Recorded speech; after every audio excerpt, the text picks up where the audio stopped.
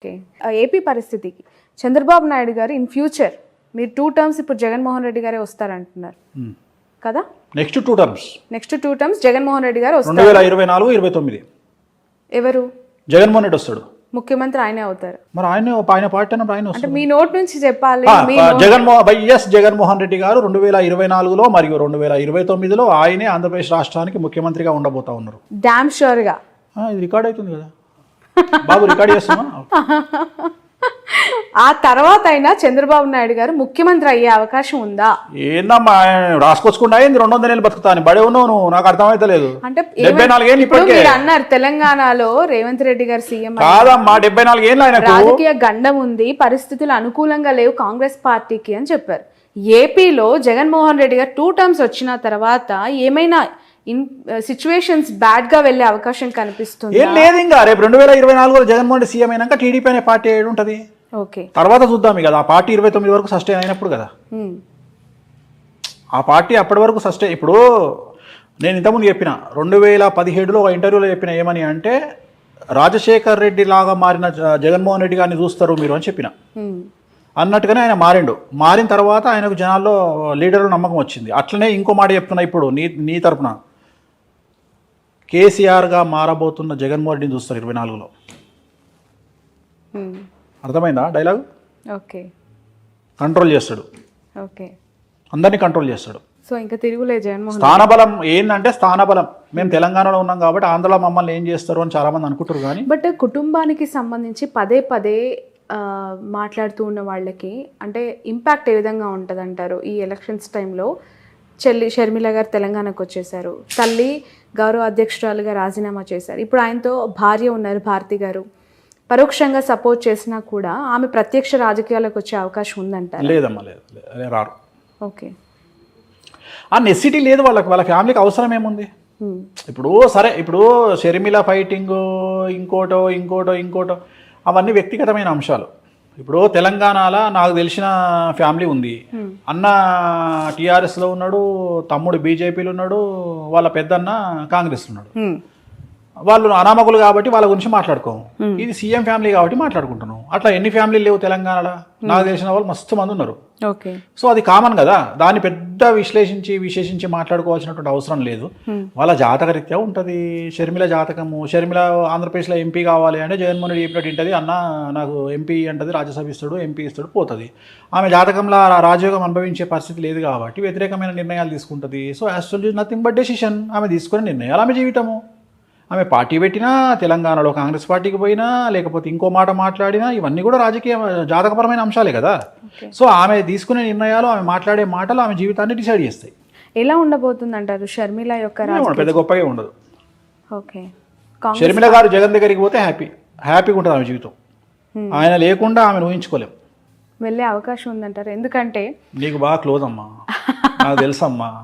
నీకు అమితమైనటువంటి ప్రేమ, నీకు చాలా క్లోజ్ షర్మిల. ప్రొఫెషన్ వేరు, వ్యక్తిగత మామూలుగానే అంటున్నా తల్లి. చెప్పట్లేదు. చాలా మందికి ఏంటంటే, ఇప్పుడు నేను మీకు డీకే శివకుమార్ అత్యంత సన్నిహితుడు అంట, కానీ ఆ సన్నిహితం ఎంతవరకు ఉండాలో అంతవరకే. షర్మిలమ్మ గారు పార్టీ పెట్టినప్పటి నుంచి టిల్ టుడే ప్రతి ఒక్క పొలిటికల్ యాక్టివిటీ పైన నా కవరేజ్ ఉంది. అండ్ ఒక మహిళ, ఇప్పుడు కల్వకుంట్ల కవిత గారు అవ్వచ్చు, ఇటు మన షర్మిల గారు అవ్వచ్చు. ఇప్పుడు షర్మిల గారి గురించి మనం ఇప్పుడు కాదు, పార్టీ పెట్టిన రోజు నుండి మాట్లాడుకుంటున్నాం. నేను ఎప్పుడైనా పాజిటివ్ గా మాట్లాడినా? మొత్తం ఇరగదీస్తుంది అని చెప్పినా, 1% ఇంపాక్ట్ కూడా ఉండదని చెప్పిన. నిజమైంది కదా. నేనేం మాటలు మార్చట్లేదు కదా. మీరు ఆ రోజు కూడా నువ్వు ఆమె దగ్గర ఇంటర్వ్యూ తీసుకొని వచ్చిన మరుక్షణం నేను చెప్పిన ఏముండదు తల్లి, అంత నార్మలే ఉంటుంది పరిస్థితి అని చెప్పిన. అంతే తప్ప నేనేం గొప్పగా మాట్లాడ. అంతలాగా ఒక పాదయాత్ర, నిజంగానే చెప్పాలి, ఒక మహిళగా ఆమె చేసిన పాదయాత్రని నేను కల్లారా చూసిన వ్యక్తిగా కష్టం వేరు, చాలా చాలా బాధపడ్డాను ఆ రోజు. ఎందుకు అంటే పక్క రాష్ట్రంలో అన్న సీఎం గా ఉన్నారు, ఇక్కడ ఒక మహిళ ఒంటరిగా ఎందుకు ఈ పరిస్థితి వచ్చింది? మోరోవర్ అన్న గెలుపులో ఆమె పాత్ర ఉంది, ఆమె భాగస్వామి ఉన్నప్పుడు ఇక్కడ ఎందుకు పెట్టింది అనేది నాకు పదే రేజ్ అయిన క్వశ్చన్. దానికి ఇప్పటివరకు నాకు ఆన్సర్. జాతకపరమైన విశ్లేషణ అంతే, వాళ్ళ వ్యక్తిగతమైన నిర్ణయాలు. Actually nothing but decision. అదే చెప్తున్నా కదా. ఆ నిర్ణయం ఎందుకు తీసుకున్నారు అంటే దానికి మనం ఏం చెప్తాం? ఇప్పుడు మన గ్యాప్స్ అనేవి ఉన్నాయంటారా? ఖచ్చితంగా నాకు కుటుంబం పట్ల అవగాహన లేదు, వ్యక్తిగతమైనటువంటి అంశాల జోలికి నేను వెళ్ళను. నేను జాతకపరంగా మాట్లాడతా నేనేమంటా, ఇదే షర్మిల గారు నా దగ్గరకు వచ్చి, అనిల్ గారు నా దగ్గరకు వచ్చి, ఏమండి ఒక మాట మాకు ఒక ఐడియా అడ్వైజ్ ఇవ్వండి అంటే, ఎంబడే మీ దుకాణం బంద్ చేసి జగన్ గారిని కలవండి అని చెప్తా. ఎందుకు అక్కడ పోయి కూర్చుంటే మీకు ఆల్రెడీ ఏదో పదవి ఇస్తాడు, హ్యాపీగా ఎంజాయ్ చేస్తారు లైఫ్, ఒక సీఎం చెల్లెగా లైఫ్ ముందుకెళ్తుంది, ఇంత కష్టాలు మీరు పడాల్సిన అవసరమే లేదని చెప్తాను నేను. కానీ వాళ్ళు మనం అడగరు, మనం చెప్పాం, అయిపోయింది. సో ఇట్లనే astrology is nothing but decision. వారసులకి సంబంధించిన ప్రశ్న ఇది.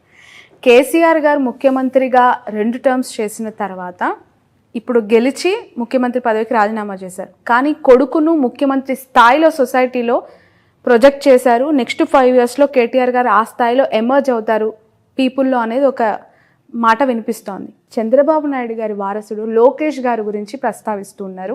లోకేష్ గారు ముఖ్యమంత్రి అయ్యే అవకాశం కానీ, పాదయాత్రను మరొకసారి దిగ్విజయంగా నాన్ స్టాప్గా స్టార్ట్ చేసి ఎండ్ చేసే పరిస్థితి కానీ, పీపుల్స్ లీడర్గా ఎస్టాబ్లిష్ అయ్యే అవకాశం కానీ ఉందా అని చెప్పి. ఇక ఇండివిజువల్గా చెప్పగానే ఇద్దరికి లేదు, ఇద్దరు ముఖ్యమంత్రుల కొడుకులకు లేదు. ఒకటే ఆన్సర్లో 2 సమాధానాలు. ఇటు కేసీఆర్ గారు అబ్బాయి కేటీఆర్ కానీ, బట్ కంపారిటివ్లీ ఈరోజు ఇప్పుడు కూడా సిరిసిల్లలో ఆయన మళ్ళీ విక్టరీ. మళ్ళీ నువ్వు అన్ని జనరలైజ్డ్, నేను ఆస్ట్రాలజర్ అమ్మా, పొలిటికల్ అనలిస్ట్ కాదు. పొలిటికల్ ఆస్ట్రాలజర్ అనొచ్చు కదా. పొలిటికల్ ఆస్ట్రాలజర్ అను, కానీ పొలిటికల్ అనలిస్ట్ కాదు. పొలిటికల్ ఆస్ట్రాలజర్గా చెప్పండి. ఇప్పుడు 3 సార్లు ఆయన ఎమ్మెల్యేగా గెలిచారు, దిగ్విజయంగా మంత్రి పదవులు అనుభవించారు. ఇప్పుడు సరే ఓకే ప్రతిపక్షంలో కూర్చుంటారు, వేరే విషయం. కానీ నారా లోకేష్ గారికి సంబంధించి అసలు ఎమ్మెల్యేగా గెలుస్తారా అనే ప్రశ్నకు ఆన్సర్ ఏంటి? ఎమ్మెల్యే గెలవచ్చు, అది పెద్ద విషయం ఏం కాదు. ముఖ్యమంత్రి కాలేరు, ఆయన జీవితంలో ముఖ్యమంత్రి అయ్యే యోగం లేదు. ఏంటి ఆయన జాతకం ప్రకారం? రావు మార్గదర్శ నడుస్తుంది 2024 వరకు. ఎలక్షన్లో రావు మార్గదర్శలో ఉంటారు. ఈ ఎలక్షన్లో ముఖ్యమంత్రి అయ్యే యోగం లేదు. ఎట్లాగో లేదు. మీరు 2 టర్మ్స్ జగన్మోహన్ రెడ్డి అన్నారు. సో ఇన్ ఫ్యూచర్ ఆయన జాతకం ఓకే గెలుస్తారా నెక్స్ట్ 24లో? ఆయన గెలవడం పెద్ద విషయం కాదు, నేను అదే చెప్తున్నా. 2025 ఎలక్షన్ కాబట్టి 24లో ఎమ్మెల్యే గెలిచే అవకాశం ఉంది. ఎమ్మెల్యేగా మంగళగిరి నుంచి. మంగళగిరి పోటీ చేస్తాడా ఇంకోటి మనం డిసైడ్ చేయలేం కదా. చాలా మందికి అర్థం కాని ఒక క్వశ్చన్, $1 million ప్రశ్న. చంద్రబాబు నాయుడు గారి అరెస్ట్ విషయంలో మీరు ఇందాకన్నా జూనియర్ ఎన్టీఆర్ ఎందుకు స్పందించలేదు అని చెప్పి, మీరేమనుకుంటున్నారు గురూజీ? అంటే ఎందుకు అంత సైలెంట్గా ఉండాల్సి వచ్చింది ఆయన? తన కెరియర్ మీద తనకున్న నమ్మకం, తనకు రాజకీయంగా కంటే సినిమా ఇండస్ట్రీ పరంగా తనకున్న నమ్మకం, ప్లస్ తిరుమల తిరుపతి దేవాలయంలో నేను వాళ్ళ అమ్మగారు కూర్చొని మాట్లాడినప్పుడు నన్ను ఒక ప్రశ్న అడిగారు ఆవిడ.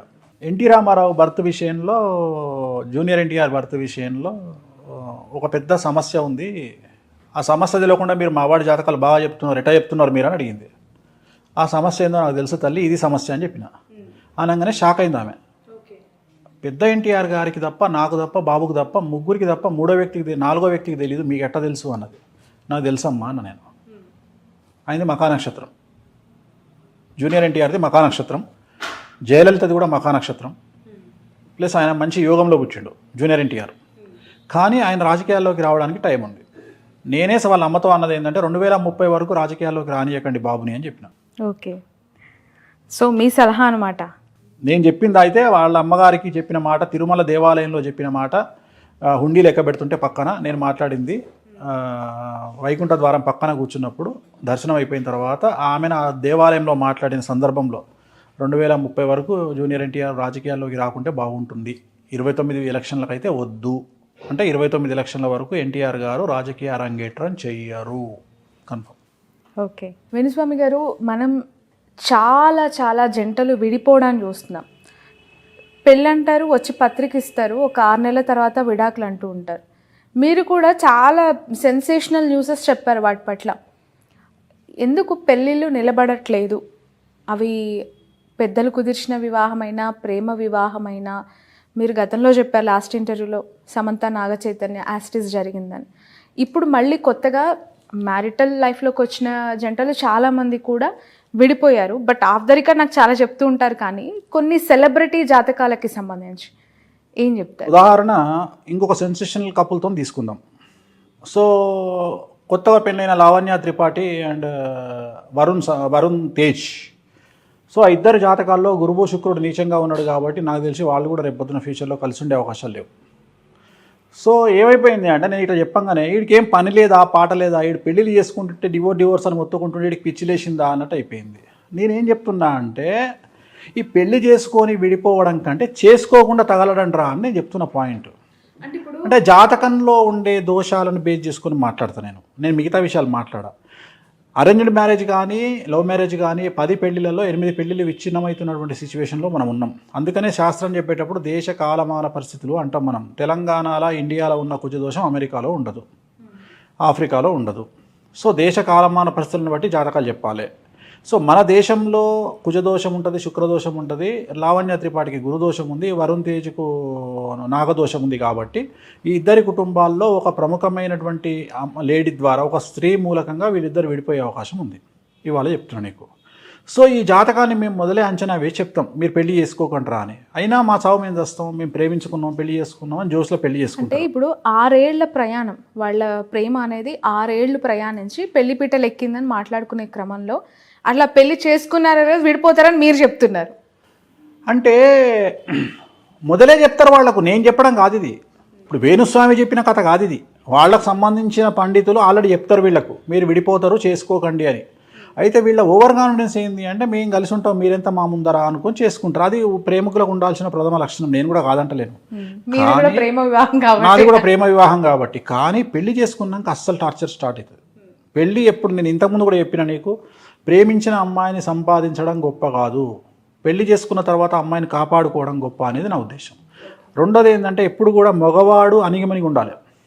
ఈ కలియుగంలో మగవాడు రెచ్చిపోతే వర్కౌట్ కాదు. ఎట్లాగో ఆడవాళ్ళు రెచ్చిపోతారు. ఎందుకంటే ఆడవాళ్లకు వర్క్ బ్యాలెన్సింగ్, వర్క్ స్ట్రెస్, ఇంటి స్ట్రెస్ వల్ల బ్యాలెన్స్ చేయలేకపోయినప్పుడు, లేదా ప్రకృతి నియమాల ప్రకారం డేట్ వచ్చినప్పుడు, మెన్సెస్ టైంలోనో వాళ్ళు బరస్ట్ అవుతారు. దాన్ని అర్థం చేసుకోగలగాలి. హార్మోన్ ఇన్బ్యాలెన్స్, థైరాయిడ్ ప్రాబ్లం వల్ల, పీసీఓడి, పీసీఓఎస్ల వల్ల వాళ్ళు ఏదన్నా అరిచి మాట్లాడినా 10 నిమిషాలు సైలెంట్గా ఉంటే కథమైపోతుంది కిస్సా. కానీ మనోళ్ళు అట్లా ఉండదు కదా. దాన్ని సీరియస్గా తీసుకొని మగోళ్ళు, మేధావులు మమ్మల్ని తిడతావా నువ్వు అని పెళ్ళాం మీదకి అరవడము, అది ఎక్కడికో దారితీసి విడాకులకు దారితీస్తాయి. సో దీంట్లో అత్త ఒక క్యారెక్టర్, తల్లి ఒక క్యారెక్టర్, తోటికోడలో క్యారెక్టర్, వీళ్ళందరూ వచ్చి పెంట పెట్టడం వల్ల విడాకులు అవుతాయి. అయితే మీరు అనొచ్చు ఇవన్నీ సామాజికంగా జరిగే అంశాలు కదా, జాతకానికి ఏం సంబంధం? దాంట్లోనే డిసైడ్ చేస్తాం. గురువు నీచంలో ఉంటే ఒక ప్రాబ్లం ఉంటుంది, శుక్రుడు నీచంలో ఉంటే ఒక ప్రాబ్లం ఉంటుంది, చంద్రుడు నీచంలో ఉంటే ఒక ప్రాబ్లం ఉంటుంది.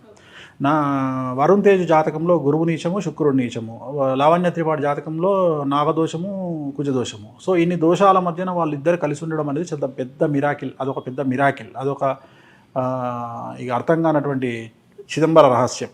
ఓకే.